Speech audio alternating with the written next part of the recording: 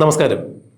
VD. Satheesan സർക്കാർ അധികാരത്തിൽ വന്നതിന് ശേഷം നീതിയുക്തമായ ജനഹിതകരങ്ങളായ പല തീരുമാനങ്ങളും കൈക്കൊള്ളുന്ന കാഴ്ചയാണ് നാം കണ്ടത്. അതിലെടുത്തു പറയേണ്ടത്, സർക്കാർ അധികാരത്തിൽ വന്ന ഉടനെ തന്നെ ആശാ വർക്കർമാരുടെ കാര്യത്തിൽ ഒരു തീരുമാനം കൈക്കൊള്ളുന്നു. അവർക്ക് ചെറിയ രീതിയിലെങ്കിലും ഒരു ആശ്വാസ സഹായമായി ധനസഹായം ഏർപ്പാടാക്കുന്നു. അവരുടെ ശമ്പളത്തിൽ ഒരു ചെറിയ വർധനവുണ്ടാക്കുന്നു. അതുപോലെ അംഗൻവാടി ടീച്ചേഴ്സിൻ്റെയും ആയമാരുടെയും എല്ലാം ശമ്പളത്തിൽ ക്രമാനുഗതമായ രീതിയിൽ ചെറിയ ഒരു ശതമാനത്തിലുള്ള വർധനവുണ്ടാക്കുന്നു. അതുപോലെ KSRTC ബസ്സിൽ സ്ത്രീ ജനങ്ങൾക്ക് സൗജന്യ യാത്ര സമ്പൂർണ്ണമായി തന്നെ ഏർപ്പാടാക്കുന്നു. ഏത് സമയത്തും KSRTCയിൽ നിശ്ചയിക്കപ്പെട്ടിട്ടുള്ള ബസ്സിൽ പ്രിയദർശിനി സൗജന്യ യാത്ര സ്ത്രീകൾക്ക് എപ്പോഴും ലഭ്യമാണ് എന്നിങ്ങനെയുള്ള ജനഹിതങ്ങളായ പരിപാടികളുമായി വി.ഡി. സതീശൻ മുന്നോട്ട് പോകുന്നു. സർക്കാരിൻ്റെ ആദ്യ ബജറ്റ് അവതരണവും കഴിഞ്ഞിരിക്കുന്നു. ഈ സമയത്താണ് വി.ഡി. സതീശൻ സർക്കാരിലെ വനം വകുപ്പ് മന്ത്രിയായ ഷിബു ബേബി ജോൺ തൻ്റെ ചില നീക്കങ്ങളിലൂടെ കേരളത്തെ വീണ്ടും ഞെട്ടിച്ചിരിക്കുന്നത്.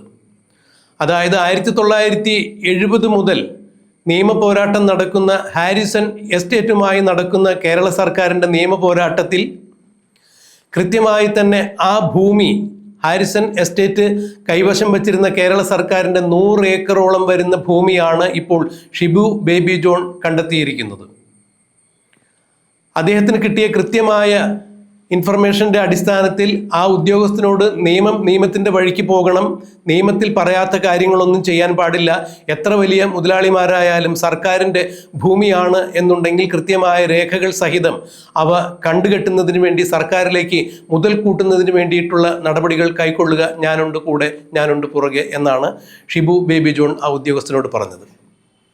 എന്തായാലും ധീരമായ ഒരു നടപടിയിലൂടെ ഹാരിസൺ എസ്റ്റേറ്റിൻ്റെ ഭാഗമായി ഉണ്ടായിരുന്ന സർക്കാരിൻ്റെ 100 ഏക്കർ ഭൂമി ഷിബു ബേബി ജോൺ സർക്കാരിലേക്ക് കൂട്ടി എടുത്തിരിക്കുന്നു, സർക്കാരിൻ്റെ ഭാഗമാക്കിയിരിക്കുന്നു എന്ന് പറയുമ്പോൾ ഏതാണ്ട് 1970 ശേഷം മാറി മാറി ഭരിച്ച സർക്കാരുകൾക്കൊന്നും നേടാൻ സാധിക്കാത്തൊരു നേട്ടം തന്നെയാണ് ഇത് എന്നെടുത്ത് പറയേണ്ടിയിരിക്കുന്നു.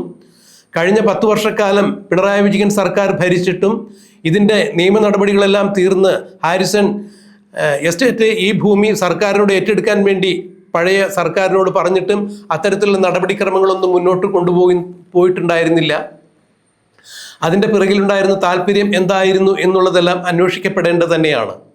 എന്നാൽ പിണറായി വിജയൻ 10 വർഷക്കാലം ഭരിച്ചിട്ടും ഹാരിസൺ എസ്റ്റേറ്റ് 100 ഏക്കർ ഭൂമി സർക്കാരിൻ്റെ കൈവശം വച്ചത് നിയമ നടപടികളിലൂടെ തീർത്തും സർക്കാരിൻ്റെ ഭാഗത്തേക്ക് ചേർത്തെടുക്കുന്നതിന് വേണ്ടി, കണ്ടുകെട്ടുന്നതിന് വേണ്ടി ഷിബു ബേബി ജോണിന് സാധിച്ചിരിക്കുന്നു എന്ന് പറയുമ്പോൾ അത് വി.ഡി. സതീശൻ സർക്കാരിൻ്റെ തൊപ്പിയിലെ ഒരു പൊൻതൂവൽ തന്നെയാണ്. എന്തായാലും ഇത്തരം ചില നേട്ടങ്ങൾ സർക്കാരിൻ്റെ തുടക്കത്തിൽ തന്നെ വലിയ ചലനങ്ങൾ ഉണ്ടാക്കുന്നു, ചർച്ചയാകുന്നു എന്ന് തന്നെയാണ് ജനങ്ങൾ വളരെ ശ്രദ്ധയോടുകൂടി, പ്രതീക്ഷയോടുകൂടി പുതിയ സർക്കാരിനെ നോക്കിക്കാണുന്നു എന്ന് വേണം ഇതിലൂടെ മനസ്സിലാക്കാൻ.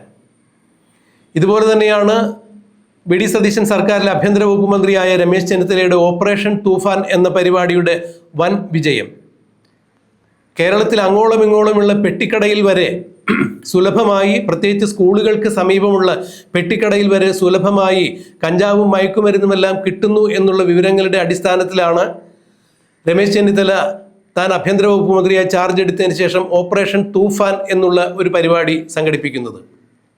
തൂഫാൻ എന്ന് പറഞ്ഞാൽ കൊടുങ്കാറ്റ്. എന്തായാലും ലഹരിക്ക് എതിരെയുള്ള ഈ കൊടുങ്കാറ്റ് ആഞ്ഞടിക്കുക തന്നെ ചെയ്യുന്നു. ഇപ്പോഴും കേരളത്തിലുടനീളം ആ ഓപ്പറേഷൻ തൂഫാൻ എന്ന കൊടുങ്കാറ്റ് ആഞ്ഞടിച്ചുകൊണ്ടിരിക്കുന്നു. ആ കൊടുങ്കാറ്റിൽ ഇളകിത്തെറിക്കാത്ത ലഹരിയുടെ കൂടാരങ്ങളില്ല എന്ന് വേണം പറയാൻ. ഈ കഴിഞ്ഞ ദിവസമാണ് പെരുമ്പാവൂരിൽ നിന്ന് ഏതാണ്ട് 15 കോടി രൂപയുടെ മയക്കുമരുന്ന് ഓപ്പറേഷൻ തൂഫാനിലൂടെ കണ്ടെത്തിയത് എന്ന് പറയുമ്പോൾ അത് അക്ഷരാർത്ഥത്തിൽ കേരളത്തെ ഞെട്ടിക്കുന്നത് തന്നെയായിരുന്നു.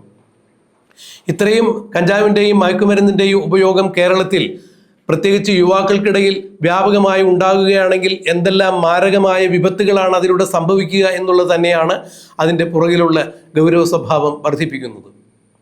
യുവതയെ വഴിതെറ്റിക്കുന്ന തരത്തിൽ സ്കൂളുകളുടെ സമീപത്തുള്ള ചില കടകളിൽ പോലും ലഹരി മുട്ടായികൾ വരെ ലഭിക്കുന്നു. ഇത്തരം ലഹരി മിഠായികൾക്ക് അടിമപ്പെട്ട കുട്ടികൾ പിന്നീട് ലഹരി വിമുക്തി നേടാനാവാത്ത വിധം ജീവിതത്തിൽ അവർ ഒന്നുമല്ലാതായി തീരുന്നു, ഭ്രാന്തമായ അവസ്ഥയിലേക്ക് നീങ്ങുന്നു. പല കുടുംബങ്ങളുടെയും അത്താണിയാണ് ഇതുകൊണ്ട് നഷ്ടമാകുന്നത്. പല കുടുംബങ്ങളുടെയും പ്രതീക്ഷയാണ് നഷ്ടമാകുന്നത്. പല കുടുംബങ്ങളിലും അസ്വസ്ഥരായി മയക്കുമരുന്ന് ഉപയോഗിച്ച് വിഭ്രാന്തരായി ഭ്രാന്തി പിടിച്ച് അനേകം യുവാക്കൾ ഇപ്പോഴും ജീവിതത്തിൽ ഗതികിട്ടാപ്രേതങ്ങളെ പോലെ അലയുന്ന കാഴ്ചയും നമുക്ക് കാണാൻ സാധിക്കുന്നുണ്ട്.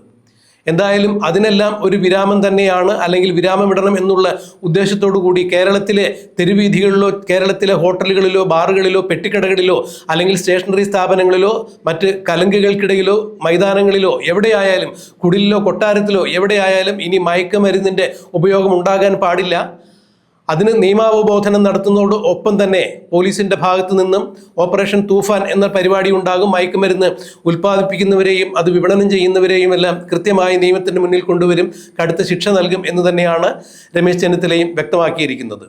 അപ്പോൾ വി ഡി സതീശൻ സർക്കാരിൻ്റെ ആരംഭത്തിൽ തന്നെ അത് ഗംഭീരമാക്കിയിരിക്കുന്നു. ഇപ്പോൾ ഷിബു ബേബി ജോൺ സർക്കാരിൻ്റെ 100 ഏക്കർ ഭൂമി കൈവശം വച്ചിരുന്ന ഹാരിസൺ എസ്റ്റേറ്റിൽ നിന്നും ആ ഭൂമി വീണ്ടും സർക്കാരിൻ്റെ ഭാഗമായി ചേർത്തിരിക്കുന്നു എന്ന് പറയുമ്പോൾ വി ഡി സതീശന് ഇത് ഇരട്ട നേട്ടങ്ങളുടെ കാലമാണ് എന്ന് വേണം പറയാൻ. ഇനിയും ജനങ്ങൾ വി ഡി സതീശൻ സർക്കാരിനെ പ്രതീക്ഷയോടുകൂടി കാത്തിരിക്കുന്നു. ഇനിയും ഇത്തരത്തിലുള്ള വിസ്മയങ്ങൾ തീർക്കാൻ വി ഡി സതീശനാകട്ടെ എന്ന് തന്നെയാണ് ജനങ്ങൾ ഇപ്പോൾ അഭിനന്ദനപൂർവ്വം ആശംസാപൂർവ്വം വി ഡി സതീശൻ്റെ സർക്കാരിനെ നോക്കിക്കാണുന്നത്.